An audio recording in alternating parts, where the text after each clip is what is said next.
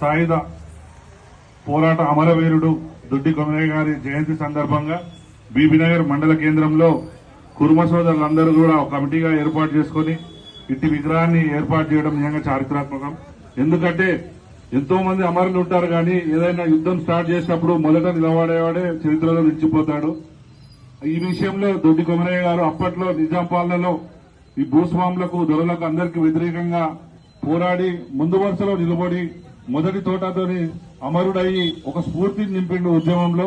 దొడ్డి కొమరయ్య గారు ఆ రోజు మరణము తెలంగాణలో మొత్తం కూడా ఒక విప్లవంగా బయలుదేరి ఇట్టి విప్లవము విజయవంతమైంది. కాబట్టి దొడ్డి కొమరయ్య గారిని చరిత్రలో గుర్తించుకొని ఆయన మొదటి అమరవీరుడు కాబట్టి ఆయనను ఆదర్శంగా తీసుకొని అందరూ కూడా ముందుకు నడిచారు ఆ రోజుల్లో.